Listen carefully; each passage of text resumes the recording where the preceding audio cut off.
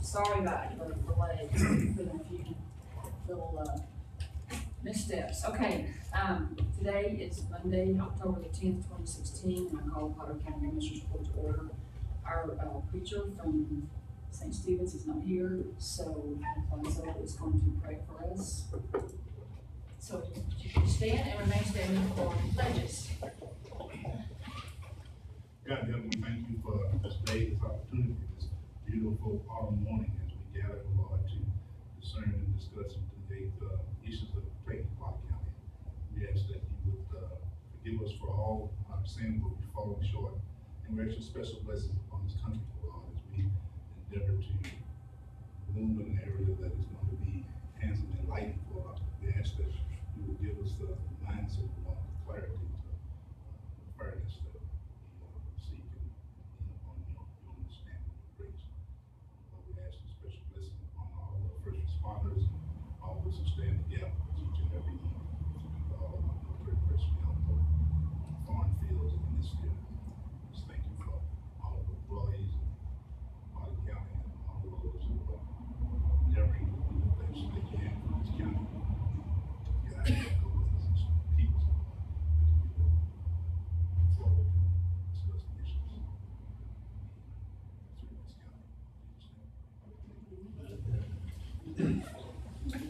Allegiance to the flag of the United States of America, and to the republic for which it stands, one nation, under God, indivisible, with liberty and justice for all. Honor the Texas flag. I pledge allegiance to you, Texas, one state, under God, one and indivisible. Thank you.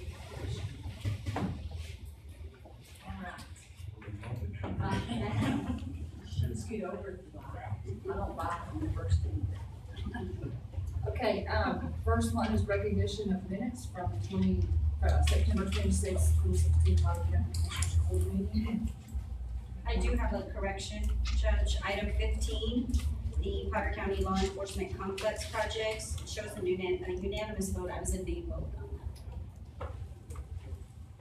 Okay, so recognized, so corrected, yes. Anything else? Number 2, the vouchers, to consider and act upon approval of the payment of vouchers processed by the County Auditor's Office for the period of September 21, 2016 to October 5, 2016. Check numbers 170981 through 171280 and wire transfer 787 through 795 in the amount of $2,728,808.40. Any questions or any? I move that we approve the vouchers as submitted by the county judge for the amount so Second for discussion. A couple quick questions, Judge. Page 12 of 42. It's like check number 171140, CDW Government AirWatch Blue Management Suite, roughly $2,000. I'm not sure what that is. That's the annual support and maintenance on our mobile device management software that we manage the county's email on everybody's cell phones with. Okay. On that same page, 171148, Crenshaw Consulting Group, roughly $15,000, professional design services, and then it looks like it's cut off. I'm not sure which building that's for. That's fairgrounds project management. And one final question, Judge. Carry page 19 of 42, check number 171217, 9th Administrative Judicial Region, fiscal year 17 assessment. Is this just our cost share as a part of it? Okay, thank you. That's all the questions I have. Anything else? A motion and a second, all in favor, raise your right hand. All opposed?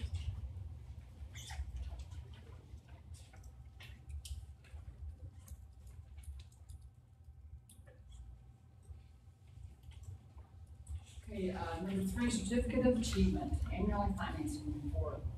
To recognize Carrie Hood as the recipient of the certificate of achievement for the fiscal year ending September 30th, 2015 is the highest form of recognition in governmental accounting and financial reporting, and its attainment presents significant accomplishment of our government and its management. This is the 22nd year in a row. I can't tell you. I know that Gary hates this because he doesn't like the attention, but it is her department. Your whole department does this. It's not just a one-person show, but you are in charge of that department, and so I have to commend you every year like I do. Like I've said, even before I became judge, you are awesome. You keep us going. You are the best. So thank you so very much for your work. Okay, thank you. All right, so recognized. Number 4 is the insurance report. To recognize the insurance fund report. Okay, while you're coming up, we'll go ahead and do time clock plus, okay? All right. And we've got a choice silver. Yes, all three. All Yes, three. it's all about you, isn't it? It is, for the next few minutes anyway. On the insurance fund report, there is one item I just want to draw your attention to. It's dated 9/28/16. It's the TAG co-insurance credit. It's for the maximum out-of-pocket reimbursement that we talked about last court. This is the final portion of that reimbursement from the benefit year realignment back in the 14-15 year. It's in the amount of $24,937.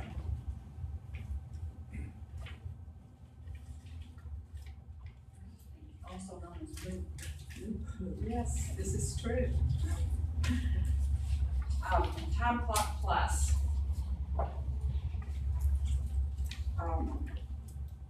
If you'll look at the second page of the anticipated staging report that I included in your packet, juvenile probation has been on. They went live on 10/3/16. They did purchase the version 6 package of Time Clock Plus on their own. It's the same version that CSCD uses, and it allows a little more flexibility in clocking. They were able to use mobile clocking through cell phones.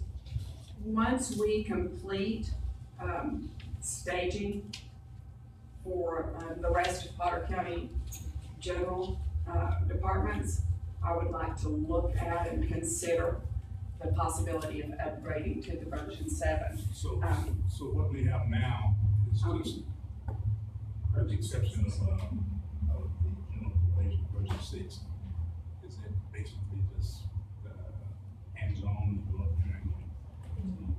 Yes. from that particular station? You clock from kiosks or your PCs. It's a web-based program. The version 6 is also a web-based program. It's very similar in a lot of ways, but does offer some upgraded features. So once we finalize our overall implementation, I would like to look at a potential upgrade. But I didn't feel and haven't felt like an upgrade in the middle of an implementation was a wise move. I want to get everybody on first. And that being said, we're down to the final phase, and we're slated to meet with the sheriff's office this week to begin in-depth discussions about what they would require to come on and to make sure that we can meet their needs with Time Clock Plus. They have some very specific needs, and their work patterns and some of the requirements for the sheriff's office are different from the balance of the county, and we knew that going in. That being said, if we run into issues with that department coming on or with the implementation, they are currently on Spillman, which is a very good timekeeping software. You're not on Spillman? We get to it through Spillman on our end to look at it. I think it'll go to Roland's. So we're not even on Spillman, it's Roland's system. It is Roland system. Mainstream. Okay. Hence the reason for the meeting. Yeah, well, and we are scheduled to visit with the sheriff's office beginning this week. He's been, was out of town last week and. He's out this week too. Is he? Yeah. Well, Veronica indicated that he said after this, Well, after the 17th, yeah, and that's my mistake, I'm sorry. After the 17th, we'll be meeting with him. So I wonder, in respect to the JP, the JP4 is on board. Yes. JP1 is indicated later, but JP2 has declined. So in, so nothing happened. For three. Three is declined. Yeah, what does it mean when there's nothing out beside their office? That we've had no response. No response. Specific. What does the second number mean? The number in brackets is the actual number of employees in that department that are affected by clocking. The number in parentheses are the total I number gotcha. Okay. of employees, because not all employees in each of those areas are required to clock. There are elected officials and coordinators that are accepted from the FLS. Right. So I guess my question is, in respect to the JPs, is there something that ordinary with those some issues and concerns that some of they're putting forward that they are hesitant to go on board?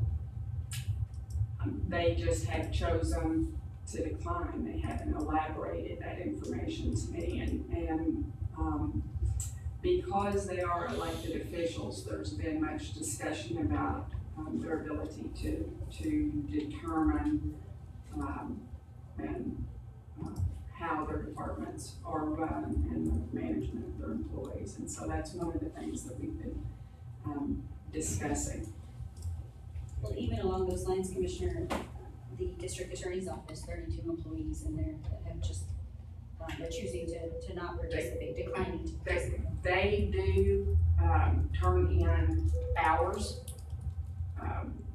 to us. We get a record for them, and it's my understanding that they do have their own system. They had at one point indicated that they were open to coming on, and for whatever reason have declined at this point. And they seem to have more issues with the courts than anything else. So Well, especially as the accumulation of the hours. So, it's one thing to turn in the time clock where we have gotten hit, and so this has fiscally affected our taxpayers as on the carried over hours, whether that's their vacation time or their comp time. This very generic record of how that is being kept or not being kept. And so we only have the documentation that the employee is providing. And that has caught us a couple of times in the last few years. These that have declined, how many are turning in paperwork to cover what we're asking? Most of the courts, with the exception of we get time records from a couple of the JPs. Most of the other courts don't turn in time Which records. ones do not send paperwork? The district courts, county court at laws, and in JP1, we don't get time records currently on those. So what gives you pause on that as far as any concern issues when you don't receive any kind of documentation and not utilizing the time? Anytime we don't have any records, if there were to be an issue with the Department of Labor, if they were to come in, the county would be liable. I think we stated that before, I just wanted to make sure that we reinforce and we realize that it might be a, moving forward. That being said, I don't want to sell short the progress that we have made throughout this process. Initially, there were other departments that have been, in the beginning at least, were hesitant, and we have, the majority of the departments have thus far come on. And we are down to the last major department. being the sheriff's office, which will likely implement in 2 separate stages because of the size and variance of those 2 departments. We have looked at a timesheet that might be implemented down the road that, and there's been some discussion of communicating with the courts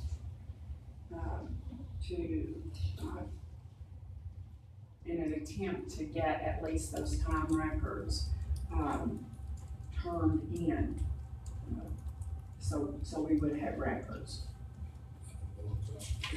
County judge is entertaining any conversation with any judge to see if Not, they confused to talk about, they don't think we need to do it.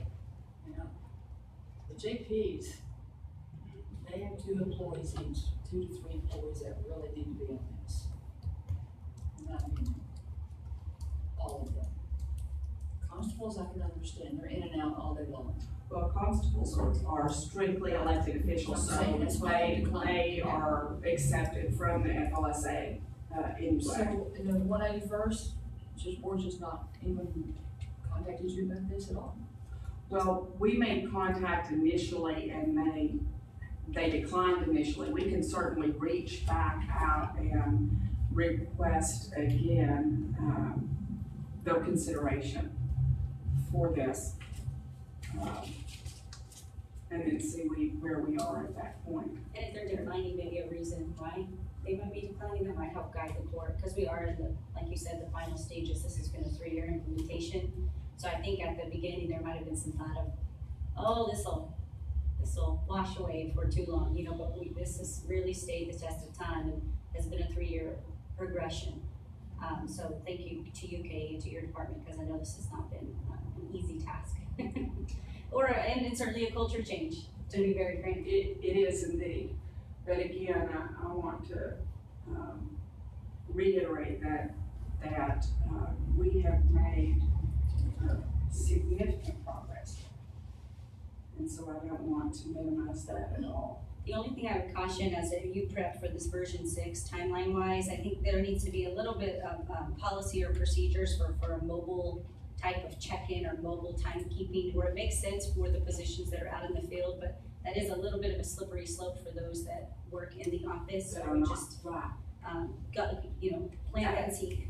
Absolutely, there would be a need for some very specific policy with regard to those clocking procedures. Okay, anything else? Let me go ahead and read number 6 real fast. Okay. Number 6 is retirement benefits, County Choice Silver, to consider and act upon renewing the county's participation in the County Choice Silver program for county retirees.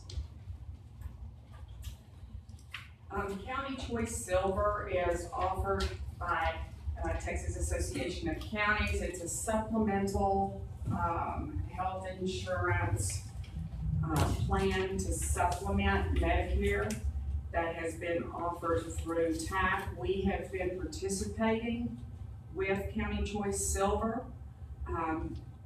at least since 2006. And it's at no cost to the county.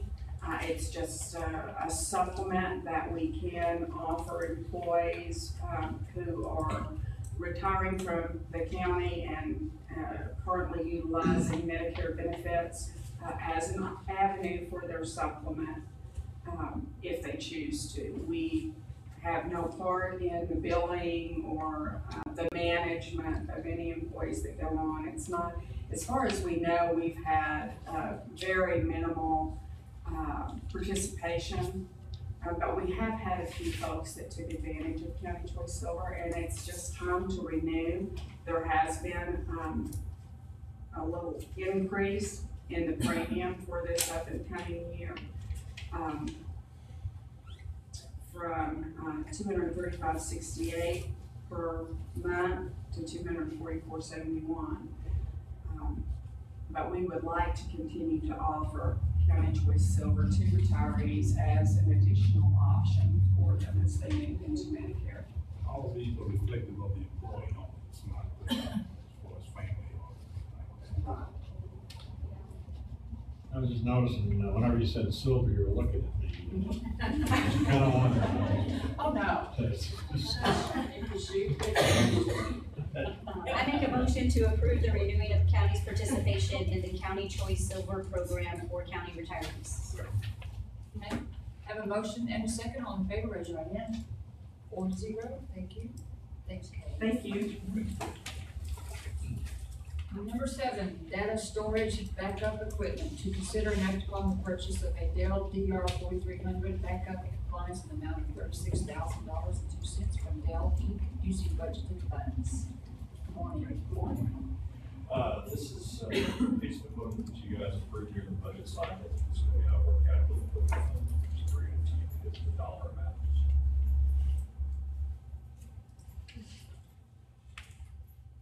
We did this in budget, everything's cool. Any questions? Motion? So moved. Second.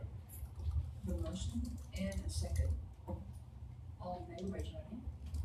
1-0, thank you, sir. Number 8, we're gonna do number 8, and while she's up here, we're gonna skip over to, number 11 too, so. Number 8 is tax appraisal. To consider and act upon the approval of the Potter County tax roll for the year 2016. Good morning. Is there anything you want to explain on this? Do it every year. I know. So go ahead, do it. I just need the tax roll approved. Sherry, I remember last year, there was a timing issue, because something had changed and the statements went out a little later. Do we expect that to happen this year as well? No, they should be going out this week. Okay. What was the issue last year? Bushland was having a rollback Okay. and, the election on the constitutional amendment to increase the homestead exemption. Okay. Making sure that passed. I make a motion that we approve the Potter County tax roll for the 2016 tax year. Second. Who'd you get? Second. Okay. Okay, I have a motion and a second. All in favor, raise your hand. 4-0, thank you. Then number 11 is to request approval and signing of a contract with Sturgis for web-based payment processing services. This is the contract that we have with, the new, website that we're going after. There'll also be a couple more contracts coming up for PayPal and Forte for our credit card and our e-check collection. That's probably on the next agenda. Do you have that contract with you? Do you have the original? I have a copy here. Okay, I've already signed it. No, it's been approved at last commissioner's meeting, but we felt like it would be appropriate for the commission to approve the actual contract. Sherry, a couple of questions towards the back of the packet has the pricing, the one-time implementation pricing of 2,000, and this is coming from your budget, correct? Okay. And then the reoccurring monthly payments of 500. If I remember correctly, you're expecting to save on the armored vehicle to offset this payment. Is this the correct contract for that? No, we're expecting to save on the contract we have with Pratt, Okay. our Randall Appraisal District website, because both Randall County and us are leaving that website. And you're expecting to save enough to offset this cost? Yes.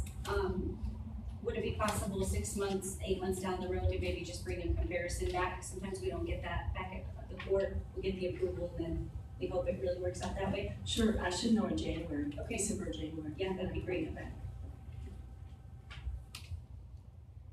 need a motion? I move that, we approve and signing the contract with Sturgis for these payments processing services. Second? Second. A motion and a second. All in favor, raise your hand. 4-0, thank you. Going back to number 9, to receive a report from the county clerk declaring the results of balloting on proposed improvements to Rocker Lane. So the county clerk is absent this morning. Stephanie is here.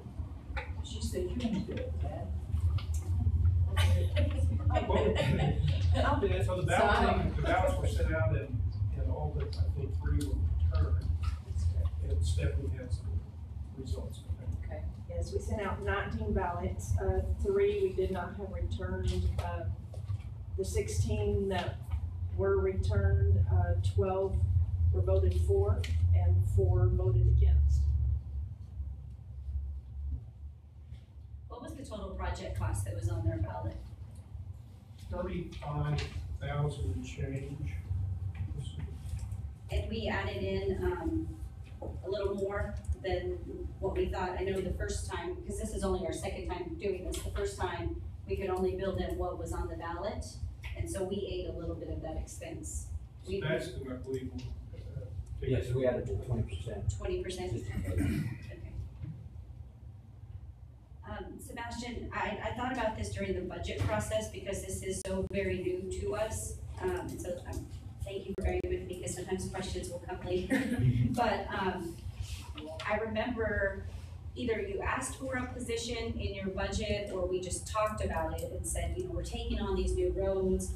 And so one thing that I certainly need your help with on the commission is, as we do this, we need to know when you're at max capacity with your existing employees. Like as a core, we get this and we're certainly trying to do the right thing and this is unknown territory for all of us. But if another one comes and you say, look, commissioners, we can't, if we do this, this means another employee, so that we're mindful of that decision.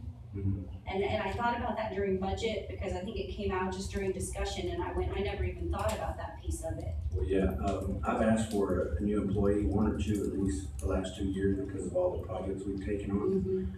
And as it stands now, we only have 10 guys on the road crew.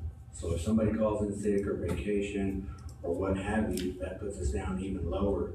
We have to use summer help to run rollers or to do whatever, and then that takes away from the mowing crew, so then the mowing crew's not at full capacity. So there's just different situations, like I expressed to you about the ballpark, the football park. I mean, that's just gonna take everybody we have at a constant every day, and then that leaves the guys where if they wanna go on vacation, I mean, we usually don't deny them, but if we're still coding and we have to get some stuff done, and I hate to tell them no, but sometimes I have to, and then that throws their plans off. So what is your optimum level of employees? Well, like I said, we have 10 guys on the road crew. I don't know that 2's gonna hurt or help, but it sure wouldn't hurt. We're still gonna be shorthanded because the county, we just had that Bushland, Curry West South on the agenda. And that's another 300 houses, I believe. And then when they're done with that, they're gonna build 400 more on the other side. And that adds more roads. As it stands, we've got 430 roads, or miles of road that we maintain as far as trash, ditches, culverts, maintenance, potholes. I mean, everything you have to do, we do it within the county like the city has a full department, each department. So anytime we can get some help, the summer help does help when we can hire some. That does help throughout the summer, but in the winter time with the snow and everything else, it just gets. I never turn nobody down if anybody needs help, department wise, anybody. But we always got to prioritize and see what we can do at what time.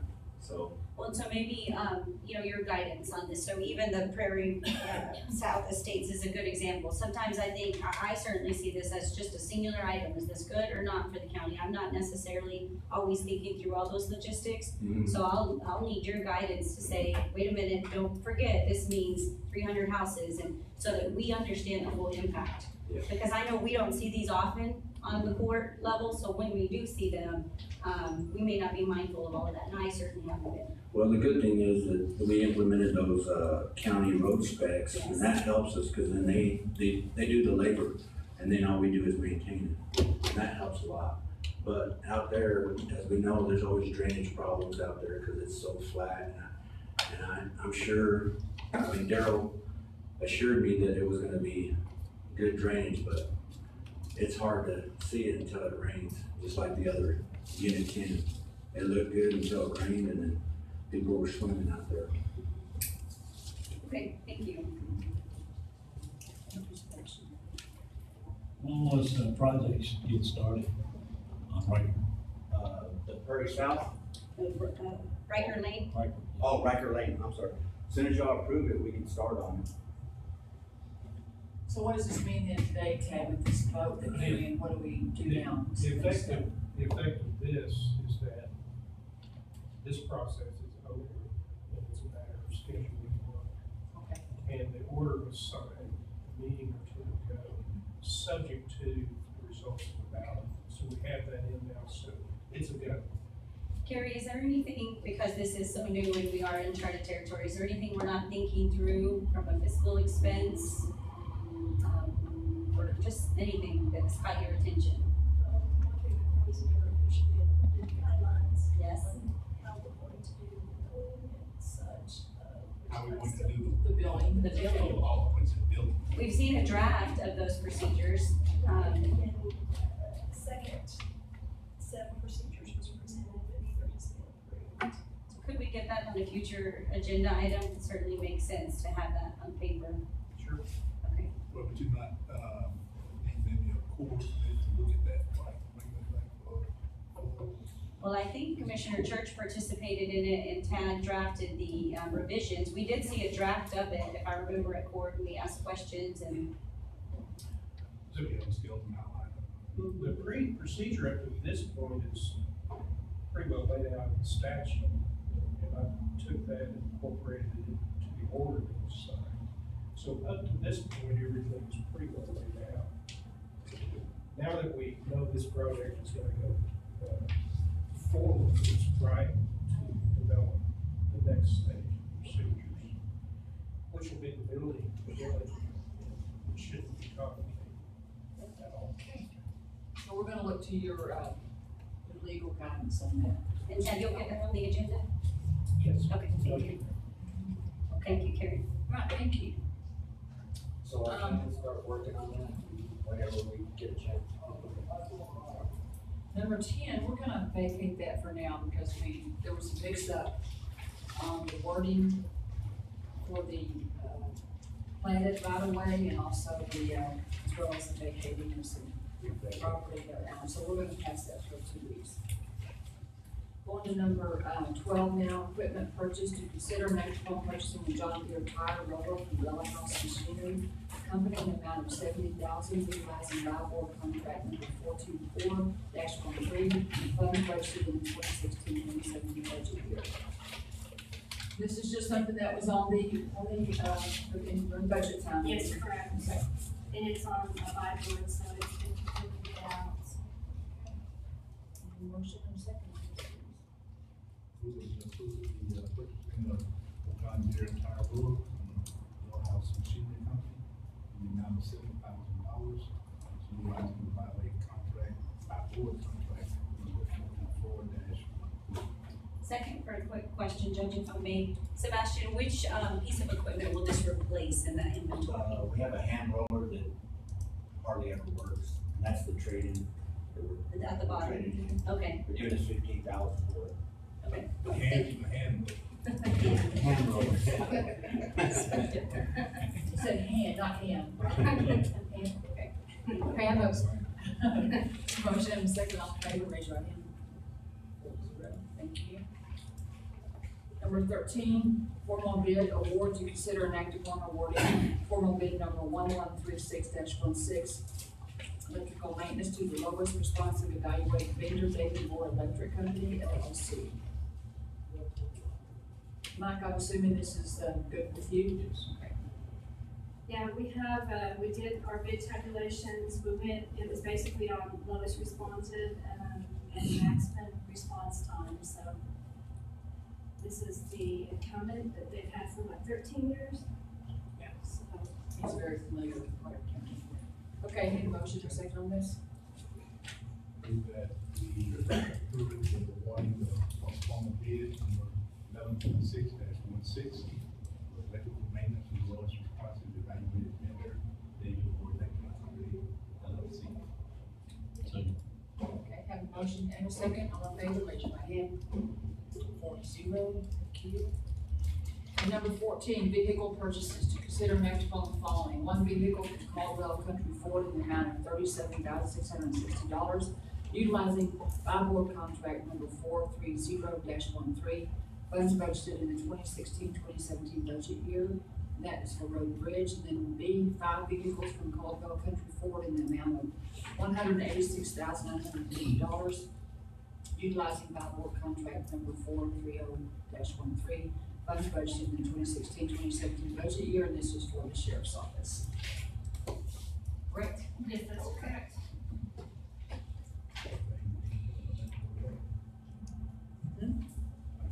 Okay. I make a motion that we approve these bids for these vehicles. Second. Motion and a second. All in favor, raise your right hand. 4-0. Thank you. Number 15, interlocal agreement addendum, Texas Conference of Urban Counties, Tex Share Prosecutor. Consider and act upon approval of an addendum to the agreement with the Texas Conference of Urban Counties for 2017 and to authorize the county judge to sign the agreement. Brenda, would you like to come up and speak on this, or is this something that we're just gonna do? It's, addendum for this year to establish what the budget is for Tex Share. And it's what the document knows. Is there anything specific you want to highlight in terms of the budget? Is there an increase or decrease? I think it was just a little bit more, it's like 40. I didn't keep a copy of it, so I gave the numbers up, but I think it's 42,000 something. It's 47,000. 47,348. It's up a little bit. Tex Share is branching out outside the state of Texas, which is going to make a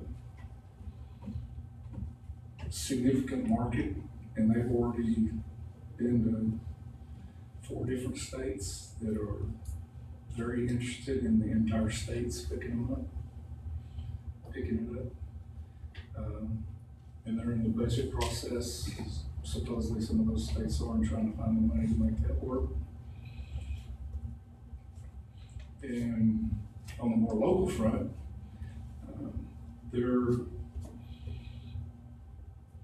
we've got it now to where every quarter there is stuff that is pushed out that's improving the program. So every 3 months we're getting a new release that is further improving the program. Have you hired a new attorney and secretary yet? No, I've got job interviews that we're fixing to get set up. Got some very good advocates on the legal assistance side. Not very many lawyers. Right, will we ever get, the cost share back? If I remember right, this was the program, once it's sold, we kind of buy into it, we're an owner of this, and then if they do sell, then we may potentially have, some reimbursement coming back to the county. Right. Do you think that would foresee anything happen? At some point, yes. Okay, I do think that. I mean, I know we're still very early in, the Right, contract, so because just. what they do, how they've done it is, they roll out a minimum functionality of the program, so you can start using it.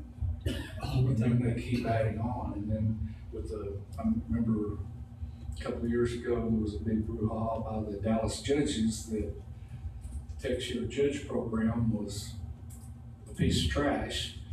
Well, by the end of that year, they had made a complete flip about it because they forgot they were going to allow them to, in the contract, they rolled it out in a minimum functionality. And by the end of the year, or a year later, they're singing the praises of the judicial program. With them expanding into other states, will that help us in getting some reimbursement? Yes, actually, if I'm understanding it correctly, it helps our chances of that more than if it's somebody inside the. Gary, what account does the 47 348 come from? It comes from the software amendments in the IT budget. Okay. In regards to, some concerning, as far as hiring additional attorneys, we felt a little bit of, a little frustration of the concern you had in not having a number of clients available to apply for it. Is that, an issue? It's odd. Scott and I were talking about it. He's got a position open.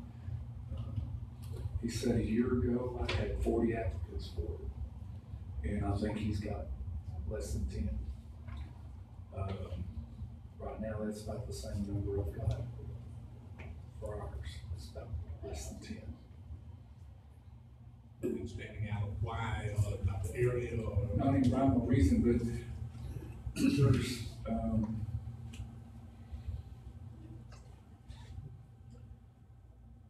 one of the potential people, well, I've been talking to my lawyers. Here's the situation in my office. I got the new position, which I greatly appreciate.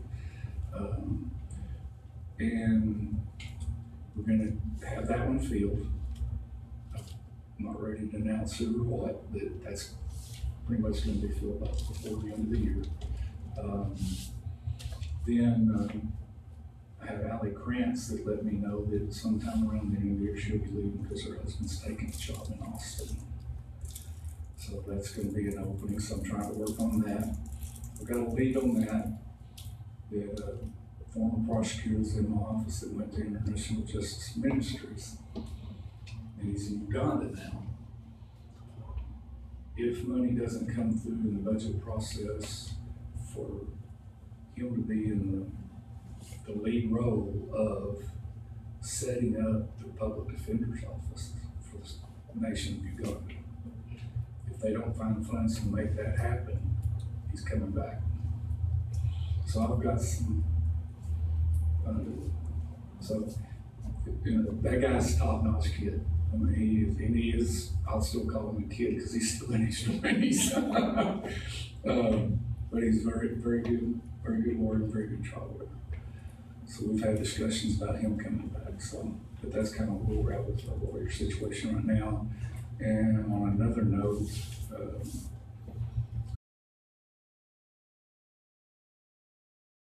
has stage 4 cancer, liver cancer, and it's metastasized from his colon. He's headed to MD Anderson and says they'll let him go, get him, but it does not look good.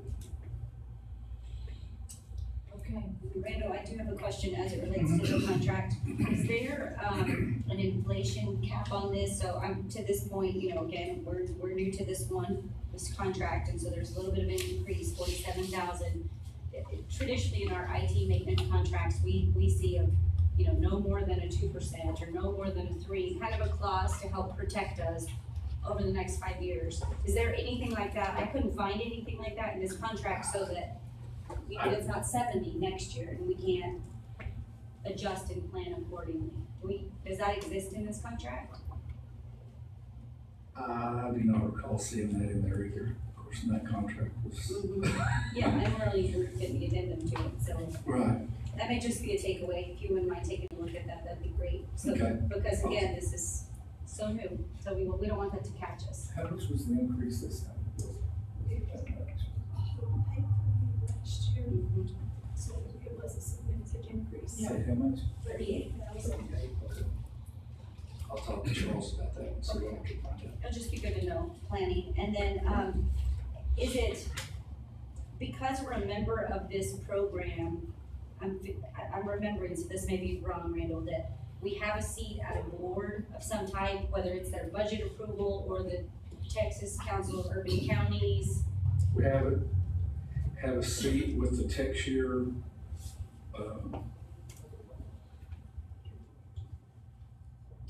board, and in regards to the way that things get changed and upgraded in the order in which they're in, because we're part of that, then we have, say, us in Midland County about the same size. So say us in Midland County decided we wanted X, well, two people want it, then it gets on to the program. So who's in that seat for us? Is that you? Yes. Okay, all right. And actually, I send Jason, who's my first assistant, whose IT level is significantly more than mine, is typically who's been going to those. Okay, all right. Yeah, if you wouldn't mind checking on that increase, that'd be great to plan. Okay, need a motion and a second. Approval of the addendum to the agreement with, Texas Conference of Urban Counties for 2017, and to authorize the county judge to sign it. I'll second. The motion and a second, all in favor, raise your right hand. 4-0, thank you. And if I could say couple more things, I really feel like we're getting our money's worth. It is, I can't tell you how far we'd be behind if we didn't have this thing. And the implementations that they have done, a huge majority of the things they have rolled out have been things that we have suggested, or been part of the people that are suggesting it. Dallas and us seem to be kind of on the same page on suggesting things too, even though they're a lot bigger than we are. And on another front, of course, the criminal electronic filing's been mandated. They had a meeting last Thursday and Friday in regards to that, to deal with Tyler and TechShare, and looks like the way the integration is going to be done is Potter County's going to be heavily involved in that. And we're going to get the stuff from Tyler that's needed in order for us to be able to build a program in TechShare and with our help to integrate and do the electronic filing directly. It goes straight from TechShare straight to the clerk's office. So if we get that done, That helps Tyler out. Are we charging for that? That surely, that helps their company. we get them. No. Yeah, Thursday or Friday when the meeting was, but That'd be great. because Jason went, but they were going about 300 hours to do something. The paperwork that they got, they were wanting to charge something, and you could clearly, they said you could clearly figure out they just took somebody's county, took Will Barber out and put Potter County in, the same type deal, and then it's going to take 300 hours. Well, supposedly they had at least represented, somebody had an organization that they already had something like that up, and it was working in the Dallas County area. And that's not the case. And it sure wouldn't take 300 hours to do something if that was the case. But they had a nice long talk about it, and TechShare and our IT department have been working real well together. And so we're gonna hammer that out. We're gonna do, phase one will be to go from the prosecution office to the clerk's offices. Then, once that's done, and we know it's gonna work, then we'll work on the return stuff back. So that's in the process. Thank you. Oh, one more thing, Randall, what time the Rangers play today? Oh, never mind, I'm sorry. I was at the massacre Thursday, I must admit. No. Okay, number 16, Potter County projects, to hear a report of various projects, not DSA. Okay. Good morning. The terracotta project at the Santa Fe building, hopefully it'll be completed tomorrow on the restoration of the stone. We're currently in our painting and sealing phases up there. The elevators, November 1st is the completion on it. They're not gonna make it, so November the 2nd, liquidated damages goes into effect on that project. The SHIV issue that we had on car number 2, the car that's still shut down, we got the SHIV down, sent it off to Titan. We are waiting on a report from them this week. We are pretty sure that it's still gonna be in good condition. We'll get it reinstalled this coming Saturday, get the state inspectors in hopefully next week to get this car turned back over. The Sheriff's Department project, as you know, we're currently in our bidding phase right now. Last week, I held a pre-mandatory walkthrough with any general that would like to walk through the project. We had 2 locals that took advantage of that. Tomorrow, we have our mandatory pre-bid walkthrough at the Santa Fe building, starting at 10 a.m. We'll go through that process. Tomorrow afternoon at 2 p.m., we do the mandatory walkthrough out at the center for those that did not take advantage of last week's. We look to take to the committee November the 10th will be our next committee meeting on when the bids come in, and we look to bring that recommendation from the committee to the last meeting of November for the commissioners to consider. We have run into one issue on that project regarding the plat that we have, that was to been filed with the city. It was filed in July. We got notice last week, all of a sudden, from OJD Engineering that the city had some concerns about the plat, so we met with them. And we feel there's issues that can be resolved. The chief and I will be visiting with Tad this week to go over these issues. Typically, you want your plat finished before you go to bid. Yeah. It's very critical. What they basically came up with was on 29th Street where you enter into the property. Right now, that is public. You know, we would like to have it private, but still give the people the opportunity to go into the property, turn around if you're in the wrong place and leave. But the city has some restrictions on things that need to be done. As of last Friday, I'd heard from Susan with Architects that we would be looking to file it within the plat as an easement to be a private road. And hopefully that will go through, so we'll work with Tad. The second item is once you are heading toward the gun range out there, you have a road that would continue through another person's property and then would go to the Fed's property out there.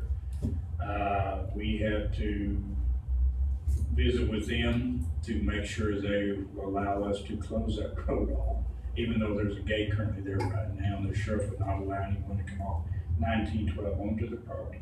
Those are 2 issues we need to get resolved this week. As of the meeting we had last week, it could have affected the bid process, and we had explained to the engineer, you know, we've got to get this resolved because this right here should not cost the county any money. If it remains public road, the city would make us bring those roads up to their standards, and we already got a project out to bid. Your roads out there right now would be designed for TxDOT. So we'll be bringing that back to you. The fairgrounds roof projects, we're still waiting for the Codium food court to be completed. The contractor that is here locally is utilizing a subcontractor down around the Midland area. We're still having issues with them getting out there correcting stuff properly. And they keep sending emails back to the Crenshaw and myself, you know, we've done this. We go out and look and they're taking shortcuts on completing this work, you know, even though they're gonna take over the insurance on this project, on the property eventually, we still want the work done right. So those are the issues we're having with them.